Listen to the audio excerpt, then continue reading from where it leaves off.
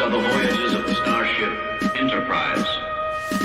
Its 5-year mission: to explore strange new worlds, to seek out new life and new civilization, to boldly go where no man has gone before.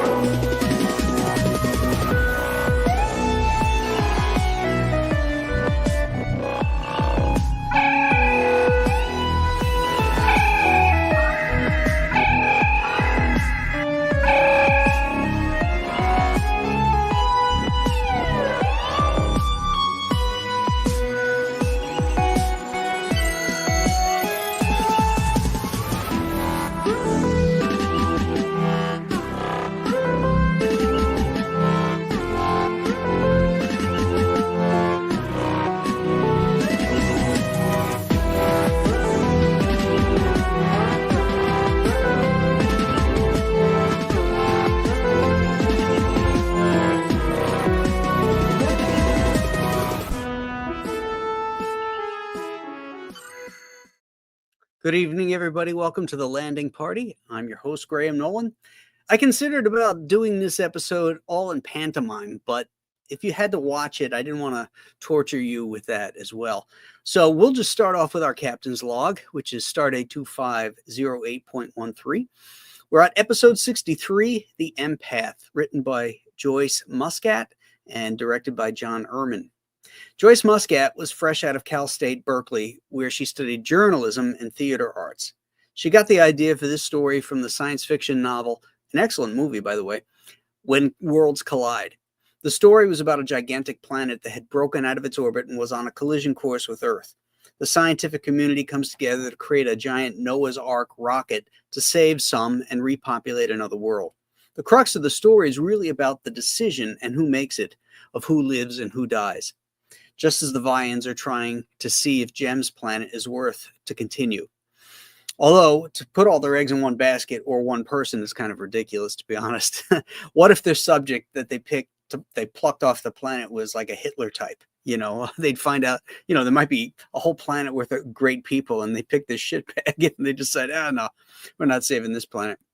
The budget restraints are evident in this episode, where the sparsity works Inspector the Gun. Here it comes off as cheap. On a positive note, the actors all get to do some cool emoting and acting. Even Spock and McCoy's relationship is strengthened in this episode. This is DeForest Kelley's favorite episode, which is, don't ask me why, I would have thought it would have been For the World's How and I've Touched the Sky, because, it really focuses on him. But be that as it may, this is his favorite. I always found this episode a bit creepy. The black stage-like background and the torture scenes were very un-Star Trek-like. It also feels like a watered-down version of The Cage. So there we go. That is our captain's log. Let's bring in the rest of the team here. We have the beautiful That Star Trek Girl is here, Anna. Hello. Hello. What's up? We have I Feel Your Pain. And somebody who's not feeling so well, he is the Phlegmpath. Also known as Mr. Snot. The engineer of our show. That's Captain Snot. I have to correct you on something. Actually, this is not DeForest Kelley's favorite episode. It is one of his favorites. His favorite episode was, wait for it, Anna, City on the Edge of Forever. I don't believe it. Lies. No, he's right out. You can see him saying it on an interview. He talks about it. He said he was paid off to say that. City on the Edge of Forever was his favorite. He said, but he also loved the Empath. He said because of the stage, the way they set up the stage as a big black box, and how they. Graham, like Graham, I'm sorry. No, go ahead. Graham, you mentioned that it was kind of creepy. It didn't even feel like a Star Trek episode. I felt like I was watching a Twilight Zone episode. I was gonna say Outer Limits. Yeah, Outer Limits. Yeah, that's a better yes. Well, there is an Outer Limits episode that's very similar to this. Let me see what it's called here. I think one of the guys working on this episode worked on the Outer Limits or something. The director. Yeah. The director, but he got chosen because of the same type of storyline, Erman, and the fact that he could get shit done fast, and they needed to do that. It always comes down to that, right? Hey, we love your vision, and you can get this done fast and under Yeah. budget, right? And you can do this cheap, right? Mhm. That Yeah. sounds like a lot of the reason I got jobs early in my career. That's the only reason I got a job is because I could turn it around. Oh yeah, that's how you get the jobs, and then by doing a good job is how you keep it. Well, that's the thing, man. You do it early in your career. That's what they call, paying your dues. Mm-hmm. Yep. I used to, as you know, like you, Aaron, I used to have to I would take anything just so I was in the door, and then I would Yep. turn it around so they needed me, Yeah. and then I could slowly make my name over time. Yep. Sure. Yeah, because back then the editors would pay you back. Oh, you saved my ass. We didn't have to pay printing extra printing fees for shipping it late, all that kind of stuff, and then they would give you a better project. They used to do that. Yes, they used to do The that. only thing you had to watch out for who was the artists they considered were hotter. Yeah, and that happened all the time. That was more important than being done on time, even though they said it wasn't. It was. So do you think maybe they blew the entire budget on those two guys' makeup? I honestly thought that they reused that makeup because it looked like something from the Twilight Zone. They have these skull caps laying around. Hey, throw those things on. Yeah, it did. But you're right. I meant when I said Twilight Zone, I did mean Outer Limits. That was exactly what I felt like when I was watching. Yeah, there was one moment I'm trying to remember during it where it was like it just was overwhelming. It could have been I think it might have been the music or something was used in the Outer Limits, and then the look of the creatures and the aliens. I mean, it just rang through like Outer Limits. This episode made no sense to me. The logic of these intelligent beings, I was like, that doesn't make any freaking sense at all what they're doing here and why they're doing it. Well, that the whole point of it is that they were all about logic, because Kirk even says you lost the ability to feel, blah blah blah blah, which to me was odd considering that Spock is right there, because that his whole planet was based on that. So I didn't to make it seem so egregious in the face of Spock. I found a little odd. Well, they had 3 planets, right, that were in that Right. were revolving around that sun, and they had the ability to transport one planet away, right? Why wasn't there 3 subjects that they were testing out, to see whose planet gets it? And you pick one person. I mean, what if they picked Ron to represent Earth? Oh my gosh! We'd be freaking dead. They'd never save Earth. You might have kissed that planet goodbye. The vines would just go after 5 minutes. You would just see me in that tube going, Yeah. or like this. Yeah, exactly.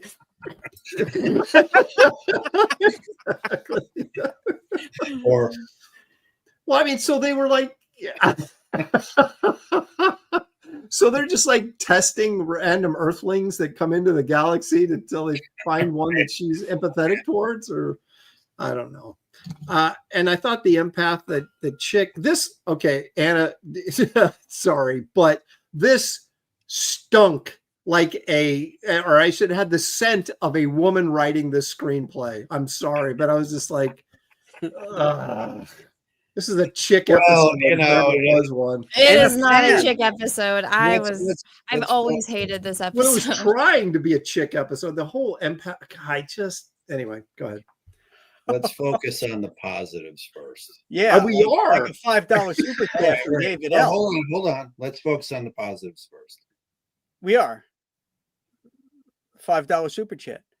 That's positive. Hey, Graham and Aaron. Sorry, I don't know the other guy. But hello. I watched Alien Earth today after I watched your review. I liked it so far. Oh, cool. Thanks for watching. I will say one of the Russell's here too. We've discovered the perfect woman. Oh, never mind. Okay, right, Ron, now you can talk. I was gonna say, I would say the positive. I thought the girl, I think she was a dancer. She looks like she'd be a dancer or something. The actress, she did a good job playing that part. I will say that. I thought she was suitably,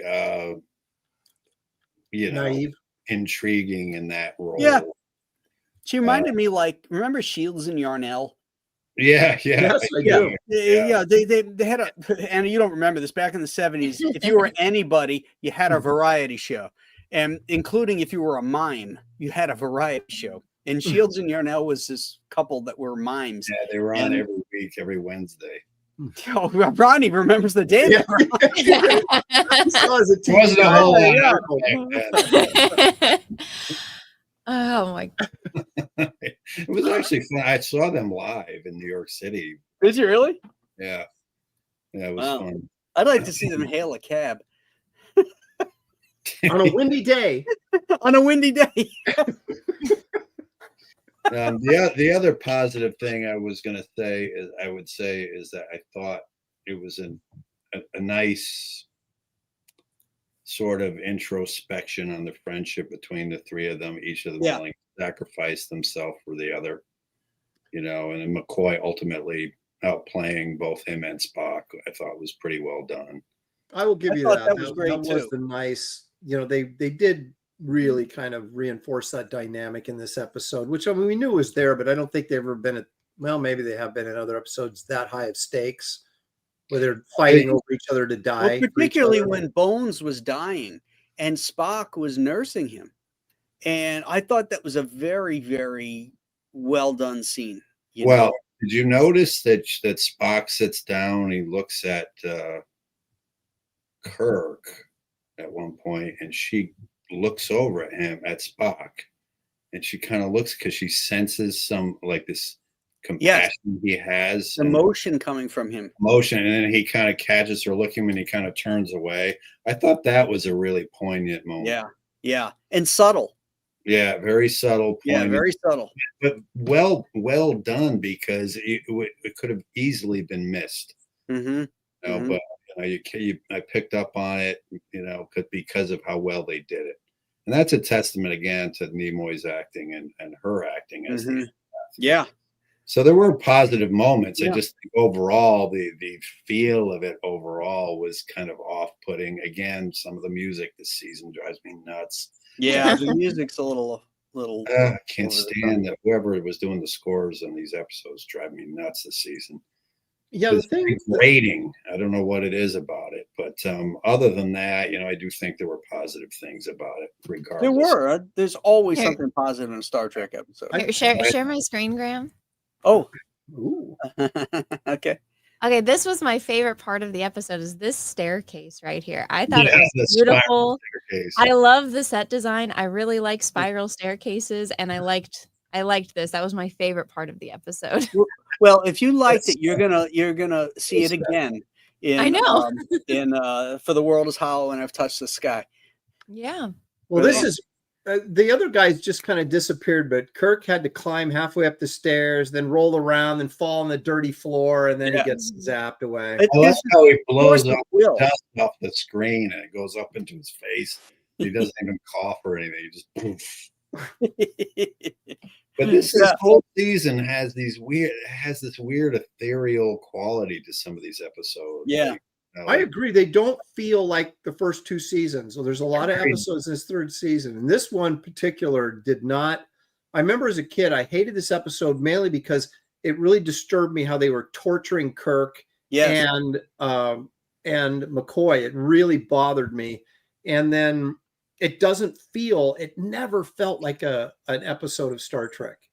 To me, it never did. This whole thing. That's what I said in the captain's log. It just never felt Star Trek-y.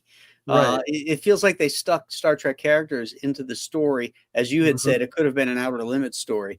You just don't have that feel with that heroism. What was the body double for too? I mean, when they're torturing Kirk, the back view shots. Yeah, and then when you see him from the front, his arms are here, but then from the back, his arms are like this. Yeah. And in the high definition DVD, I could see the wires on the guy's belt, going up, to hold him there, Did you know that when I was looking at the guy in the tube, I think that was Archie Bunker's drinking buddy a few years later.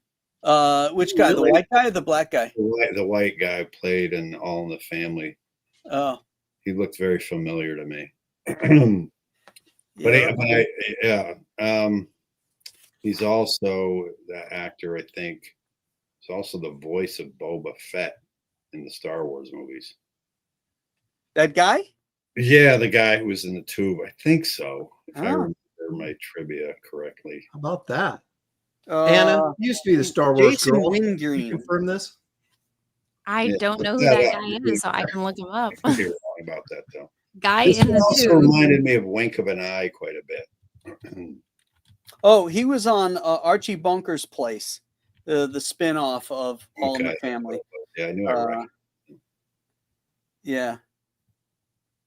Yep. Doesn't say anything about him being the voice of who'd you say it was? Yoda? No. Boba Fett. Oh, Boba Fett. I thought he was. I mean, I'm gonna look up these guys right now. Jason Wingreen. There you go. was he? I don't know. Are you looking that up, Aaron? No. Oh, Okay, I'm so the just- guys that were in the tube was Bill Blackburn and Roger Holloway. No. It's Jason Wingreen and Davis Roberts. How can we have two different? Uh-oh, how could this be? Wait, are you talking about the guys in the tube or the aliens? The guys in the tube who were the Yeah. scientists in the spiral staircase. Yeah, it says right here. No, Bill it's- Blackburn and Roger Holloway. They're Um, wrong because it's not Bill Blackburn. Bill Blackburn is the guy you always see at the console on the Enterprise, and he was Shatner's stand-in. No, he wasn't Shatner's stand-in, but he was somebody's lighting double too. You'll know Bill Blackburn as soon as you see him. He was in this episode because he was on the He was Enterprise. hanging out with Scotty at the helm. Yeah. Right? Yep. What happened to Chekhov in this episode, by the way? Do we know? Is there any sort of reason that Chekhov was not in this episode? Save money. You think so? Just like, hey, Walter, you don't have to come in today. Yeah.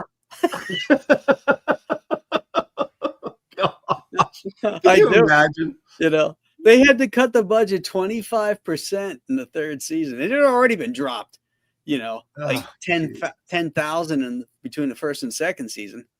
So they would trade off between him and Sulu about who got to stay home for that episode.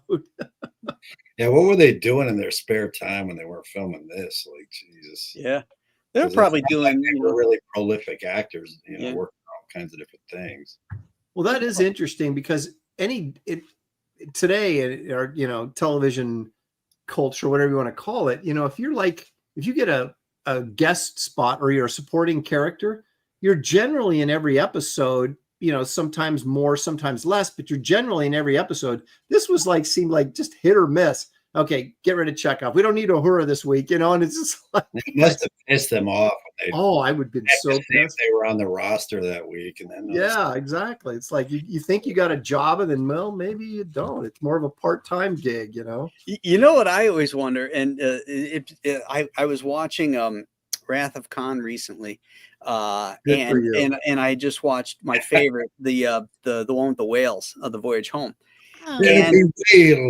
And Sulu is used very sparingly, but Chekhov is used in both those films. Even though Chekhov wasn't in the second season, Right. he wasn't there in the Khan episode, but he is very prominent in Wrath of Khan, where Sulu Right. is not. And Well, that when he got the script, they sent him the script. And they were asking him, Nicholas Meyer sent Walter Koenig the script for reference approvals and stuff, and he deliberately didn't tell him he wasn't in the episode Space Seed, or he wasn't on the show yet. right. They didn't want to lose the job, the Right. gig. I wouldn't either. But why wouldn't they have given that part to Sulu? Because Sulu was on the Because job. he's just not that interesting a character. I guess not, or maybe as an actor he's a pain in the ass to work with. I just don't think he's an interesting character. He just sits there, he doesn't really, there's nothing he doesn't have a whole lot of charisma or anything. Yeah, he's very stoic and very, yeah. I mean, at Well, they least tried to Chekhov play is- him up as has this a sense of romantic humor. swashbuckler, Yeah, Russian blue and all that. He's on all of that, and with that sword. I know. yeah. I think he really screwed himself by doing the Green Beret, because in the first season he was featured. He was pretty much like, he was in Shore Leave. He was in like when he was sword fighting. He was in Mirror Mirror. I mean, he seemed to have some beefy supporting parts. Yeah. He was good in that one. They got rid of him. Yeah. Because he screwed him over by going to do that movie with John Wayne that really sucked. Yeah. Yeah, it wasn't John Wayne's best. And it ran over. Yeah. When you think about it, what did any of them really? I mean, Star Trek didn't really bring them much other than probably Nimoy and Shatner. I mean, you didn't see Kelly in anything much after, or any of the other cast members. No. I mean, Wait a minute. Night of the Lepus. Who was in that? DeForest Kelly. Was he? Yeah. Oh gosh, I have to go back and look at that now. Giant rabbits. I know. Look Hacking out, they're people. mean. They're mean. I think Stuart Whitman was in that too. I'm trying to remember. No. It was no. Oh god, who was the? Maybe you're right. I may be conflating bad B horror movies from the 70s, but there was somebody who was not Rory Calhoun. He wasn't in that, was he? Rory Calhoun. Was he in? I know he was in. He was Motel in Hell. something. He was Yeah, in he was Motel in Hell. Motel Hell. Yeah. Motel Hell. I remember that. Remember they plant the bodies in the garden in the back? Yeah. And their heads were up going. Heads are up, yeah. They saw that with my college roommate. We walked down Dixwell Avenue to the little theater there and watched that when it first came out. Hey, it takes all kinds of critters to make Farmer Vincent's fritters. That's right up your alley, isn't it, Aaron? That's when I was in junior high, man. We would go, and every weird horror film that came out, we had to go see. How about that? And that one and American Werewolf in London. Those were the two, like at that time, that were really cool to go see at the theater. Well, The Howling too. The Howling. That came out The Howling was awesome. That one was great because I had the best werewolf. I love the Bernie Wrightson werewolf in that. Yep. Some of the supporting characters look like Wrightson characters as well. I mean, they really ripped off Wrightson, and he wasn't, from what I gathered, was not too pleased that they used all of his stuff and gave him no credit or money for ripping him off. But also Dawn of the Dead came out, the first one, about 79, somewhere in that neighborhood too. There was a lot of that stuff. Yeah. Yeah. But, American Werewolf and The Howling are in the 80s. Right, but they were close to. I mean, it was early 80s. Yeah. And Dawn of the Dead was late 70s. 81, so it was all, 82, something like that. Yeah. I think Howling was 81 or 80. So, but anyway, back to this episode. This episode could use a werewolf. Yeah, it would have. I think it would have been better if there was a werewolf in it. Yes. I thought, again, getting back to my first comment, I thought these guys, these Outer Limits dudes, were. I mean, yeah, I guess they were intellect, but they were just a-holes, is what I gathered from that. It's like, what? They tried to redeem them. Sorry, I didn't mean to interrupt. Go ahead. No, I was going to go right where you're going. Was that at the end they're like, try to go ahead, Ron. They were going to redeem them. They tried to, they had the intent of making it a redeeming motivation, right? Because they had to save one planet, but again, the execution wasn't the greatest. And they just, the way they went about it was just so shitty. Yeah. Torturing other beings so it was kind of contradictory to what it was. There had to be a million other ways they could have figured out which planet. Because if anything, they were the ones that didn't deserve to live. Exactly. Right. That's my point. Exactly. They're making decisions about who lives and dies, and they're the biggest a-holes in the galaxy. They're supposed to be so enlightened, and yet they're torturing intelligent beings. Killing the other two. Yeah. I mean, by comparison, Kirk and Spock and the Federation are like the Organians compared to them. You know what I Yeah. mean? As far as they're being evolved, they like Kirk or Nimoy would have looked at them and said, "Beings such as yourselves are immensely painful to us," Yeah. because you're Literally, figuratively, and Organians. literally. torturing us to test the empath. And then when McCoy's up there, they're like, "We're sorry, Doctor. We hate to have to do this to you." He's like, "Well, Yeah. get on with it." Yeah. Like, why do you have to do that to him? Right. Exactly. Yeah. You're sorry that you're doing it, but not too sorry, apparently. Why don't you contact people from the Enterprise and say, hey, we've got this thing. We got this planet. We're going to save this planet here. Could you guys pretend that you're dying and let's see if, Yeah, you know, could have done that. yeah, maybe Figure pretend that you're dying so we can see if her compassion will cross over and she'll. Or they just could have used bunnies. Yes. Yeah. Little They kittens. could have just tortured. No, the bunnies. rabbit from Monty Python. Yeah. Talk Or about the unsympathetic. giant rabbit from Night of the Lepus. So Yeah. Yeah. I mean, Jesus, use some fucking animals or something. Why are you using human beings? Use a damn armadillo or it's weak sauce. It's a weak premise. Yeah, I mean, again, concepts, execution, music. Yeah. terrible. Yeah. Concepts, Yeah. okay. There are a couple things in there that weren't like again. My two favorite scenes are one where Bones is dying and Spock is genuinely sorrowful about, he can feel him. Right. And I also like the scene where Spock tells Kirk, it's our emotions that are keeping this force field strong. And so Spock just kind of drops all his emotions, and Kirk can't drop them all because he's human. And so his force field is still on him, but Spock's completely drops and he goes over and he does a little ass kicking with his neck pinch. Yeah. I like that a lot. It's like, Well, the guy was faking it though. Well, that's the first time. The second one, yeah, he the just took second his time gun he away wasn't from him. faking it. Spock got him.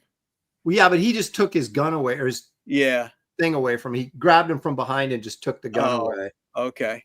He should have punched him in his wrinkly face too. He should have knocked that. It looks like if he Off. punched him, it would have been one of those like Play-Doh things where his fist would have gotten stuck in the skin. Yeah.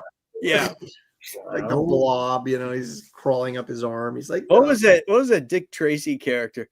It wasn't Prune Face. It was Prune Face. Yeah, Prune he's- Face. Was it? Yeah. Okay. Yeah. That's who I'm thinking of. These guys were like Prune Face. I just don't feel that any of this. Did it feel like to you guys like it was like almost two different episodes? The way it started, and then Yes. then you're in this like little space station place on a planet, but then they're transported to this dark chamber where there's nothing. It's just, but even the chamber when they first beam in, it's like I remember in the Deadly Years, it was kind of like at least they made an effort to make it look like it was really something instead of some weirdly spray painted set of the Brady Bunch or something. The spiral staircase and it was so It bad. really, like even the picture Anna shared, it's like this is really, really weak looking. I mean, it's the whole set is a spiral staircase with a table and some dust on the It's floor. supposed to be an outpost, and it was literally no, seriously no effort to try to make it feel believable on any right. And there's just two guys on the whole damn damn. And you know what they would probably end up having a resort to do with each other after. You knew Empath would go down that road. Oh my gosh. But- and that's where AIDS came from. We finally learned the answer. See, that would have been a great alternative title. ... And that's where AIDS came from. The Empath. Oh, you got a $10 super chat. I do. Bad Adam 12. Thank you for that. I consider this the worst TOS episode. It's even worse than the one where Kirk and a woman switch bodies. I don't know. I don't know about that. The very last episode. You guys are almost finished with TOS. Which one's pretty episode do you bad, think too. is the worst? Well, we're not going to say until we've graded them all. That's I right. think I already have Again, you know what I will say? But we're getting close. Yeah. Another positive moment, though, I will say, because you brought it up before, and I wanted to make the point.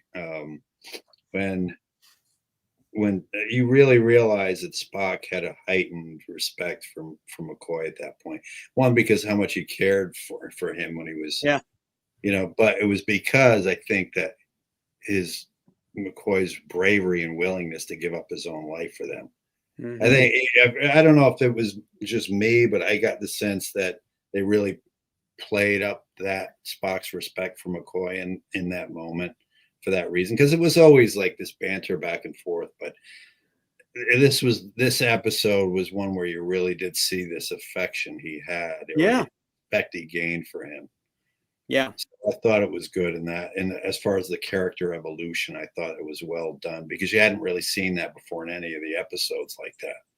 That was also cool when McCoy gives Spock the hypo, and Yeah, he just stands up straight and then turns around. He's like, I forget what he says, something like, "This is a, yeah, it's like my decision stands or something. Yeah, Like just yeah. Yes.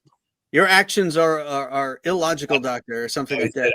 unethical. Unethical. Yeah. I said unethical. Yeah. This is good. That was good. Hey, he's a monster. Thank you for that. $9.99. And he didn't even say he was like Jem. He just had nothing to say. That's the other thing. Why He feels Jem? it. He feels every penny, Yeah. Graham. Yeah, and not only why Jem, but all of a sudden the Vians are calling her Jem. Yeah, I Yeah, noticed that too. I was like, wait a minute, how did that's because McCoy said call her Jem. Yeah. He asked why Jem. Well, it's better than hey you. I know? I kind of Really? laughed when he said that. I was like, That's as good as it gets. yeah. I'm gonna call her Jem. Jem. Okay. Jem. No. Jim. He's like, what? And he did his whole who's on first. Who's on first? Slim Jim. Slim Jim. Jim.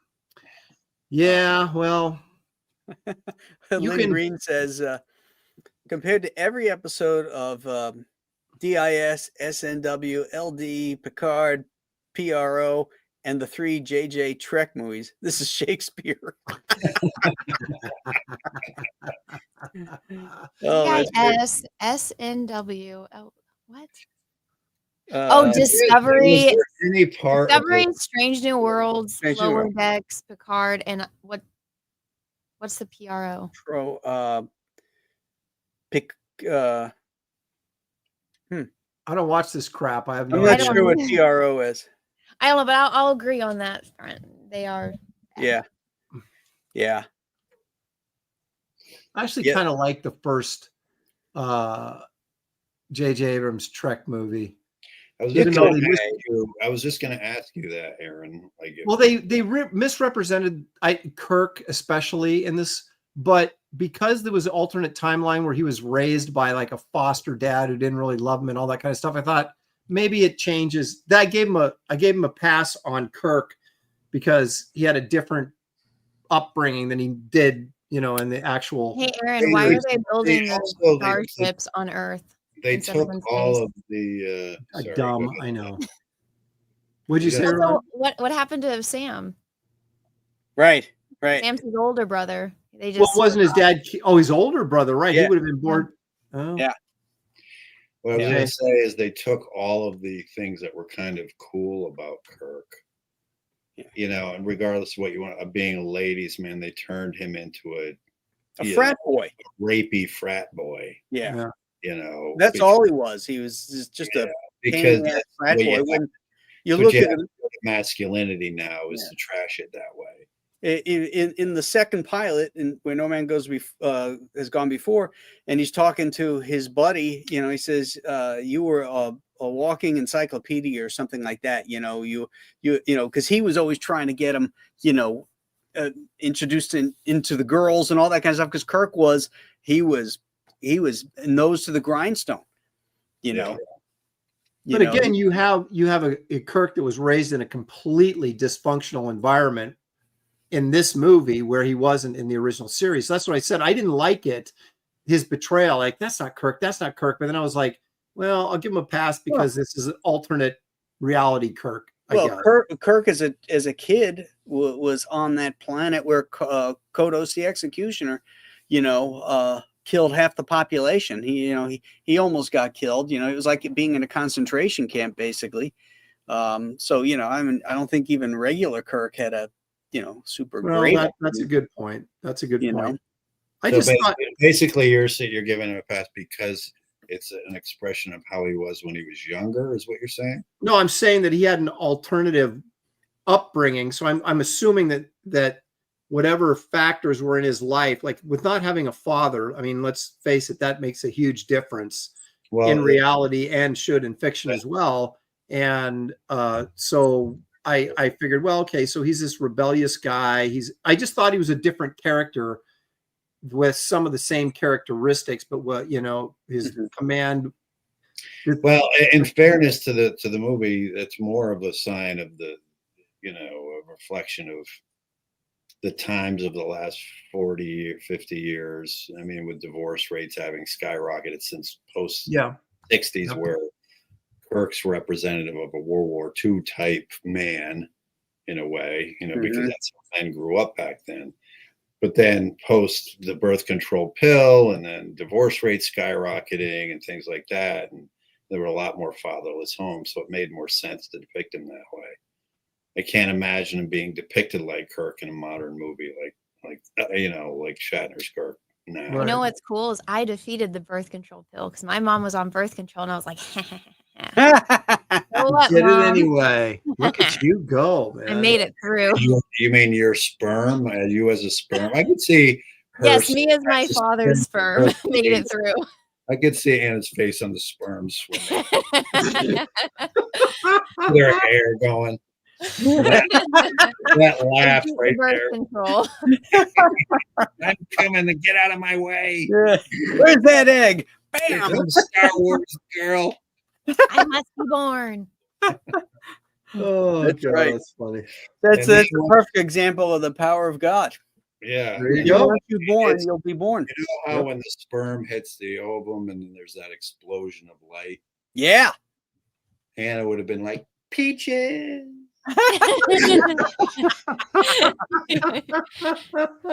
That radiating glow.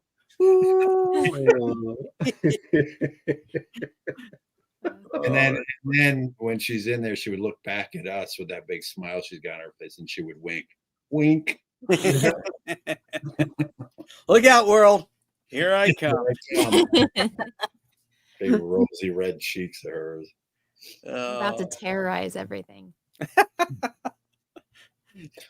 You were born to hurt the internet. I guess I was, in a way. To piss off all the incels. There you go. Oh my God. The deranged people that are ruining the things I love. Yes. Right. Exactly. What is it? Who are your worst detractors? Oh my God. I don't follow what you're doing, so I don't know, but you always are bringing stuff up. So surprisingly, the people I pissed off the most was the She-Rees. So all the autistic kids that are obsessed with the new gay She-Ra show. I pissed them off so much that they stalked my family and they hunted down my 80-something-year-old grandma and were harassing my grandma. So are you serious? And what show is it that they're? So it's the She-Ra show. So they redid She-Ra and they made it look awful. And I She-Ra? Yeah, She-Ra. Oh. Like not He-Man, She-Ra. And so I did a post like calling out how terrible the designs were, and they got so mad. They went brutal. But these people, it's amazing how little lives they have that would affect them. Ron, my biggest detractor is Lizzo. The fat chick? Oh, yes. She knows who you are? She's the reason I got my blue check mark on Twitter. I think you told me that once. Yeah, that does sound familiar. Yes, we're still at war with each other. She's a perfect example of somebody who in any other world would or should or could never be a celebrity or famous for anything. I mean, what is she famous for? Is she a singer or? Yeah. She's a singer. Okay. She's like a Godzilla freaking. Now she's gonna come after you, Ron. Well, she did start losing weight. I still believe it's Ozempic. I think she's doing the thing where she's taking Ozempic and then she'll post a picture of her in workout gear. And she's like, "Oh, I worked out." I'm like, "No, you didn't." You just took a shot. Well, Yeah. good for her. I mean, I give anybody credit if they have the willpower to do that, because Yeah. if there's one thing that annoys me, because I understand that there's so many heavy people and they just have a genetic predisposition towards it. So I have nothing but utmost respect for anybody who puts the work in and tries to lose the weight. It's the ones who don't, who are just so indulgent and just keep eating and eating and eating and eating. And they don't care. And they make up excuses saying, I'm beautiful and this and that, when no, you're not. You're unhealthy and you're grotesque. Yeah. I don't You're have morbidly obese. You know. Do you see the comparison? Look at Aaron. Aaron is like, man. That's brutal, dude. Brutal. But did you see the pictures of the Sweeney jeans ad, and then like pictures of like GQ and not GQ, some of the Cosmo, I don't know, some of those women's magazines from just a few years ago, and they have like some dude with boobs. You're talking about Calvin Klein. No. These were magazine covers of what we're told was beauty, like some guy with a beard with a bra on and a hairy belly. And, Yes, that's the Calvin Klein ad. Here, I'll pull it up so you can see okay. it. All right. I thought these were covers. It was the cover of something, but it was the Calvin Klein ad. Oh, here we go. okay. I have it. All right, pull it up. Are you ready? I don't know that I did eat just recently, but go ahead. I don't know that I am. Look Okay, at I can't Ron. find. He's Mr. Low lighting on him right now. He's like the mad scientist. All right. You wait to guys see ready it. for this? This is what beauty is according to the internet. All right. Oh yeah, that's it. Oh, Yeah. my God. Yeah. That was just a couple years ago. That dude looks like Drake is like a. Mhm. Oh yeah. Yeah. But this is what they were telling us was beauty. Too many And if we Twinkies, didn't Drake. think so, then we were just fat shaming and Is this the ultimate gaslighting though? It's like this telling us what we think is beautiful. There's no one on the planet that thinks that's beautiful. How can anyone in their right mind even take that seriously on any level? Like, are they serious, or is this just a joke? No, they were serious. Well, it's the answer is both, Ron, because the world became a joke because they were pushing this shit on you. And if you were serious and honest about how this is repulsive and idiotic, then you were cast out as, picked your ism, Please get that off the screen. Unsettling, huh? Now pull up the Sydney Sweeney one. That's what. Okay. Yeah, put up the Do that. ad for Sydney Let's have Sweeney. a palate cleanse here. Yeah. Yeah, I feel like I need a coffee enema after that. Amen, Marcus. Amen. Oh my gosh. Go. Here's Sydney. Which Sweeney. reminds me of the Empath. Does it? Because No, nothing has reminded me of the Empath. you There go. we Here's go. Sydney Sweeney. What's wrong with this? nothing. Now that's beauty. Yep. Just naturally beautiful too. Yep. Yep. But it's girl to next me, door. I can't really. I don't look at that the same way. Only because I'm so much older. To me, she just looks like she'd be my daughter. So I don't. Oh, yeah. I have a tough time looking at it like that. But I can see how naturally pretty she is, but I do like that they're. It's sexy, but they're kind of pulling back on it a little bit. Maybe Oh, yeah, it's not I overt. would like it if they even went farther and made them even more modest. And just look at how soft and natural she is. The same way, I don't know, choose anybody from, way back. Who was beautiful? I mean, even though kind of corny, was Julie Andrews even. Oh I mean, yeah. that's way back, but they don't have to show your everything. Just still have that. You know who my first crush was as a kid? Elizabeth Montgomery. Yeah. Yeah. I designed my Misty Fahrenheit character from the Ghost of Matacumba Key on her. That's I what just based her found on. out recently from Joe Jesco that Elizabeth Montgomery hated Barbara Eden because Barbara Eden slept with her husband. Oh, really? Yeah. Oh, you know who Barbara Eden's My first husband thought was? was, man, that's a tough one because even Elizabeth Montgomery would have to look at Barbara Eden and go, yeah, okay, I get it. Right. You know who Barbara Eden's husband was, though? Yeah, it was the Klingon dude from Day of the Dove. Yeah. Michael and Sarah. Yeah. Yeah, but this was before that. Oh, But the thing is Elizabeth Montgomery also cheated on her husband before, Oh my goodness. All these people. All Hollywood. I don't I even know. know this, Ron. I just know that she's beautiful, and I had a Yeah. crush. you on liked her. You know, I just saw an interview or a short clip. My sister. With, Exactly. you remember Jennifer O'Neill? Yeah. Oh, Oh yeah. my gosh, she was so beautiful, and she still is. She's an old lady, has had no work done, white hair, beautiful. I could not believe it. They were talking to her about making the movie with John Wayne, whatever that movie was. I can't remember. Rio Lobo. Yeah, and how she didn't want. She goes, I didn't want to work with John Wayne. I wanted to work with whoever was the star, big guy. Oh, Al Pacino or something like that. But then she talked about how great working with him was and how nice he was and all that kind of stuff. And she was just, I mean, she had to be like pushing 80, right? And she's just beautiful still. It was amazing. Hey, Aaron, maybe you can still get with her. Yeah. Well, pull it up, Aaron. Don't tell my us. wife would be too happy with me if I'm it's just an observation, Ron. That's all. But maybe your wife would look at her and go, okay, I get it. And maybe give you a hall pass. Is she on your hall pass card? No, Aaron? I fear God too much. There's a verse in the Bible in Proverbs. It simply says adulterers will be punished. So I'm like, yeah, I don't need that. I got enough rough stuff in my adultery if life. your wife is okay with it. I still think it's adultery. But it's under the umbrella of the sanctity of marriage, which is But it's not a crime if you were to pull up a picture of her, Aaron, because this is a visual medium. That's right. Hold on, wait. What if your wife is there too? Does that count as adultery? That counts as like penthouse adultery, like lettered. I don't think so. That's the menage a trois. I'm trying to find the loophole for you, Aaron. She's working. I'm just making a comment. That's all. Bad Adam 12 is back with $10 more.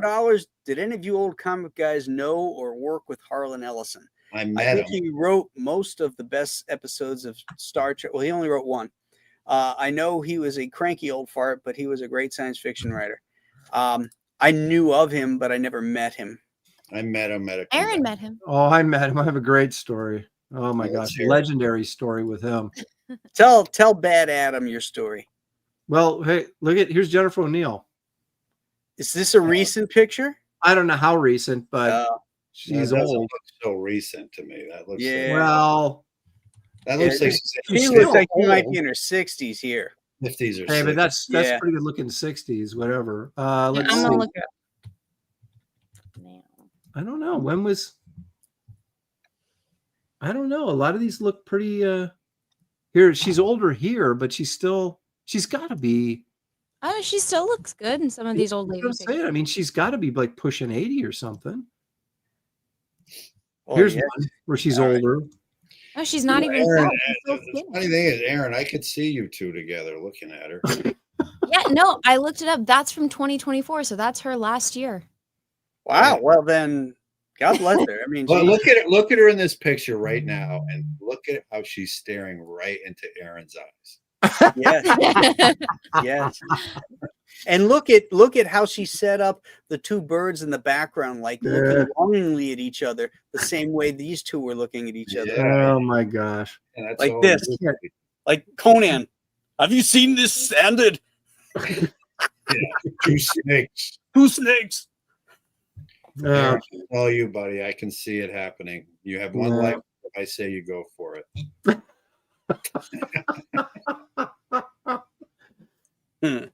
All right, it is grading time. Grading time. What would you slab this one at, Aaron? I would you grade and slab this episode? this is my most hated episode. I'm not saying it's the worst, but I hate it the most. Okay. So it's hard for me to get. I'm going to give it a 2. A 2. Okay. 2. I hate this up. I just if I will. I not only will I not watch it, I will avoid watching it. Like I can't stand this episode. Yeah, there's a few I'll avoid. Okay, here, wait. Fiction method is keeping it real for us. Alternative factors score: Graham 3, Aaron 2.25, Anna 2, Ron no score. Only Wait, Anna. I'll give you a score right now. Alternative factor was Lazarus. Yep. Oh, okay. Here, let me go then. Based on that, I do like alternative factor better than this episode, So but do Me too. I hate Cat's Paw. Like I cannot watch that. At least this one I can follow. I love that episode. I'm with you on that one, Anna. See, I'm gonna give it a 1.5. I was gonna give it like a 4 because I like this set, but I definitely like alternative factor better than this. Right. So Me too. I feel like I need to go back and like rework some of my scores. I know. We right? see them all together. We're going to be so going. many. Wait a minute. That should be Yeah, because now it's like I want to give alternative factor a higher score compared to this one. Well, it's not fair because Alternative Factor's first season and a lot of those episodes were really good, and it was so bad that we were comparing them to that. But you get to the third season, and you're kind of like, That's a fair statement, Aaron. I don't. Okay, compared to alternative, I would give alternative factor a 4 and this one a 2. But I there's stuff in it that I do like. I just will never watch this episode, so I either want to give it a 1.5 or a 2. You gave Cat's Paw a 1? Yeah. Yeah, okay. Yeah, Cat's Paws I think is better than this one. Well, I can't even. I can't watch Cat's Paw. I love. Why do you guys the old witches? Come on, the little bird. It was just a Halloween throwaway. Yeah. I know, but it was fun. It was fun. It was I am a woman. I think this is more watchable. What about this one? Yeah. Man, come on. Kirk's up there in chains and he goes, Bones, and it's a skeleton next to him. Come on, you guys. That's good stuff. Now I'm going to stick with a 2 because I think I do like Alternative Factor better, but just barely. So I'll give this a 2. I'm sticking with a 2 with the Empath. Okay. Well, I'm going to give him my Alternative Factor score because I didn't have one. I would probably give that a 4 at best. Cat's Paw I can't stand. I would give that one a 2. For this one, I'm going to actually give this one a better score than Cat's Paw because. Wait, Ron, you gave Cat's Paw a 4. I did. Well, I'm cutting it back to a 2. There you go, Fiction Method. Change the score. He's going again because as these things go on, you have to kind of reorganize your thoughts about them. This one I would give higher than Cat's Paw because I thought there were some poignant moments. Those things mean a lot. Like that moment again, the character development was I mentioned a few minutes ago, where Spock he can see in the acting, he has so much more respect for McCoy, and it showed his affection. He started to show some affection for him, and I thought that was really poignant the way she notices his affection for Kirk. Mm-hmm. You know, when he's laying there and he kind of just turns away because because she's an empath and she senses it. So I thought those were poignant moments. I thought the fact that the three of them together, you really saw how they would sacrifice for each other. You know, they would each give their lives for each other. I thought that was well done. You know, obviously the weight on the other side is how poorly developed those aliens were and their logic, and it's just stupid. So I would give it higher scores for those reasons I gave. So I would give it a 3.5, 4. Well, yeah, around the same as Alternative Factor. I like the idea of the universe winking out because matter meeting antimatter. So I like that concept again, but that was an earlier season. It's also poignant because at the end, they talk about, them being engaged in this timeless battle, somebody at your throat for all eternity. Yes. And Kirk says, and what about Lazarus? Yeah. What about Lazarus? It's very Which I- dramatic. I like that. Then he goes, it kind of gets you right here. Oh no, wait a minute. That was My I son, mentioned to you, me and my brother like if my mother and and sisters were fighting, or my sisters were fighting, I would say, "What's going on with them?" He would just look at me and he would go, "Lazarus." In reference to that episode, because it was like they're always locked in contact. yeah. Isn't So that funny how some of this stuff becomes in your lexicon? Yeah, Yep. it becomes part of your life. Yeah, like that. Lazarus. What of Lazarus? Then I would know what he was talking about, but they wouldn't. They'd have no idea what we were talking about. We knew. So, Yeah. I do this thing, like if I'm yawning, I'm like, I kill you. ew. The first time I did it, my wife was like, what the hell is that? And then I made her watch the episode. I kill you. So funny. All right. Yeah, so I'm reducing Cat's Paw to a 2, and I'm raising this one to a 4, and then around the same as Alternative Factor. So I'm gonna raise Alternative Factor to a 4, so I can give this one a 3. For the same reasons, there is some great poignant scenes in it. Acting is good. It's just the execution is tough. Some cool concepts too. It's just it just doesn't gel together. And it's the same thing with Alternative Factor. Great concept, but it's a hodgepodge. It's like, what the hell is going on? Because they couldn't get the special effects to communicate what was happening. But the ending is worth the money right there. When what about Lazarus? I love that. So yeah, I'm gonna bump that to a 4, and I'm gonna give the Empath a 3. I'm saving my 1 for a very special episode, but we'll just wait. I think I know which one it is. Yeah, I don't even have I given anything a 1. I don't think so. Oh, I've got it. I might even give it a 0. I think Anna has the lowest score to date, and that's for Cat's Paw. Yeah. Wait, what did you give City on the Edge of Forever? I don't know. Fiction Method. What did I give City? You gave that a 1, I think. Yeah, I think you I did gave it a too. 2.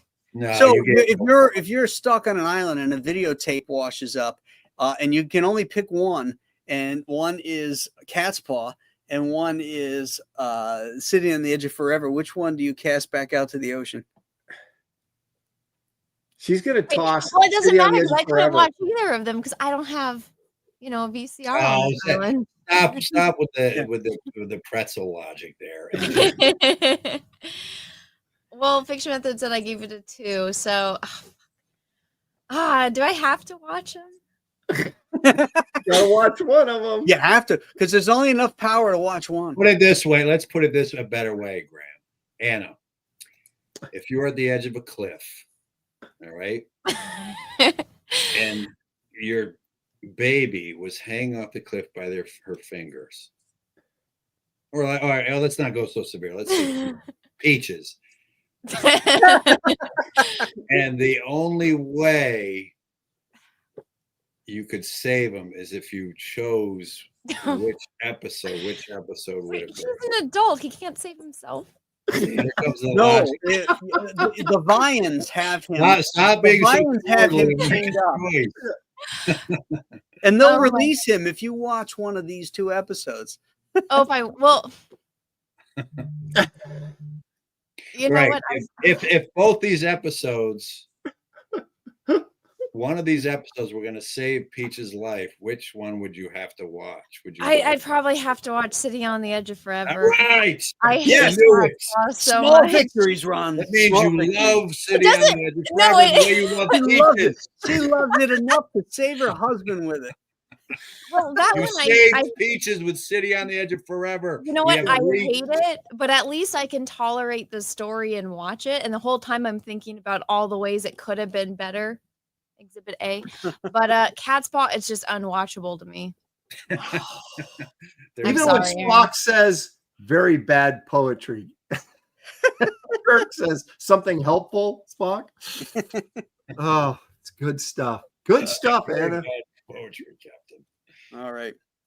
So next week, guys, we have the Tholian. I think it's the Tholian Web. Yes, the Tholian Web, episode 64. My memories for this are quite positive. So Mine let's too. So see if it holds up. Yeah. It's positive in some ways and horribly negative in others. But yeah, it's been a long time since I've seen this episode or any of the third season episodes. I just avoid them like the plague. So do I, but I do like this one. Yeah. Well, we'll see, won't we? Those Tholians, man, they're like on fire, man. They're like cool. yeah, They have that kind of burning sort of They look face. like they'd be offshoots of the Medusans. Yeah, maybe. Might be onto something there, Ron. And same way that these guys in the Empath look like they'd be offshoots of the ones from the pilot episode with Jeffrey Hunter. I wonder if how they enhance all the special effects for the Blu-ray if they did something with the Tholians. Oh, I've got them. I bought third season Blu-ray off Amazon just so I could keep doing the show. Oh, I have them too, but like I said, I don't watch the third season, so I haven't seen the Blu-ray of the third season. I got it, but listen to this snob over here. I don't watch the third season. I don't either, but I do now, thanks to Graham. I'll rewatch the first season over and over. We should do Johnny Quest next. I just watched a Johnny Quest episode last night. Johnny Quest, oh my god! No, it's a Star Trek show. We have to do the movies, and we got to do the movies. Yep. Not doing that. I'm off the show if we do Next Generation. Aaron, just I cannot get through that. Power through it. It's you only have to watch. You only have to watch one episode a week, guys. Yeah, but we're doing it for 10 years because there's 7 seasons. That's fine. I can't. It's bad enough going to the dentist. I don't need to be on the Enterprise in the dentist office. Oh my gosh. I'm giving all Next Gen episodes a 1 right now off the bat, except I give the Borg episode like a 5. There you go. Poor Anna. Wow. I'm trying. Anna's just out of spite. She's going to start her own Next Generation Star Trek cast with 3 other members. We're doing Johnny Quest, and she's doing that right across from us at the same time. We're like battling for the ratings. Weren't we going to do the animated series? I don't want to do the animated series. Yeah, I thought about that because some of those stink. Yeah. Yeah, and then you have that really limited animation. It's the animation just is too tough to get. It's so repetitive and stuff, But there's a couple really cool episodes like DC Fontana wrote and David Gerald and just remember the one of Kukulkan, the flying dragon. Oh yeah. Wait a minute. Who has their phone vibrating right next to their microphone? Oh, it was me. Sorry. So does this mean do we have to do the J.J. Abrams films because they have Kirk, Spock, and McCoy in them? No. No, we don't have to do original cast movies. Okay. So was there 6 of them? Yes. Yeah. So boy, sitting through 5 is going to be a chore again, but I'll do it. But you just sat through the Empath, so yeah. The show only got good once relating to something I just read. The show Next Generation only got good once Picard became a Borg. He became Locutus. Then it was pretty much what? Beginning of 3rd season or end of 2nd season? Yeah, that was pretty good stuff. Yeah. Yeah, that was good. And they got more complex, the characters and stories. I just watched one, I meant to tell you, Anna, where they're exploring there's this androgynous race. And basically this is this metaphor for homosexuality. So it's this androgynous race, and there's this one. I remember that one. Yeah, and then she has this thing for Riker. Yeah. And she's obviously female too. Yeah, well, they hired female actresses, but he wanted to hire male actors, so that it would really truly be, more shocking, So I'm like, oh, they gotten Dylan Mulvaney. No, I mean, I like that episode, The Outcast. Yeah. No, that episode's good, but I think it shows you the opposite of, if everyone was gay or, the stand-in for that on the planet. And if you're normal, you're the one that's, the outcast and they need to brainwash you to think like them. I like that episode. The most unbelievable part of it, though, is that it's not like she's hot and then Riker just has a couple conversations with her and then he's all in love with her and about to throw away his career. That was, to me, the most unrealistic part of the episode. Yeah, I like exactly. that. I like Doesn't he that go to episode. the planet and he goes down there and they're all. Well, he's gonna rescue her. It looks like Planet of the Lesbians and they're all like looking. Yeah. And he was rescuing her, or was he trying to? He was trying to No, he rescue was going her. to take her to the Enterprise so that she could avoid the trial and the mental brainwashing to make her normal. Mm-hmm. I like that episode where shock therapy. Yeah. I like that episode where Picard had tea. Remember that one? Oh, that's a lot of them, though. I like the one when Wesley Crusher dies. Yeah, okay, now we're on to something. Oh, wait, that didn't happen, did it? Oh, Yeah, he didn't die. He went out. No, he goes off with the Traveler on some Native American spirit quest. wasn't it? Did they actually write him off that way? Dude, right? That weird-headed dude. Yeah, no, he in No, season weird 7 hand. he comes back and he quits Starfleet Academy right as he's about to finish it. And he's like, this isn't what I want to do. And then the Traveler shows up. You're like, you're on to your bigger, better path on the universe. And he goes off with him. Because he's like Franklin Richards, I guess, I know. Yeah, actually, he has. I watched a thing with him on YouTube once. He has a Shatner story. Shatner was rude to him or something. Well, I'm guessing he deserved it because he's an asshole. Yeah, he's that guy is something else. he's such a lefty, Yeah, sure. intolerant bore. And no talent. So. Intolerant, no talent. Intolerant. That's good. Yeah. All righty, gang. Thank you, everybody in the chat, for tuning in this week. Again, next week is the Tholian Web. Hope everybody has a great week, and we'll see you again soon. Have a great night. Bye-bye. What time is it? 5:30, sir.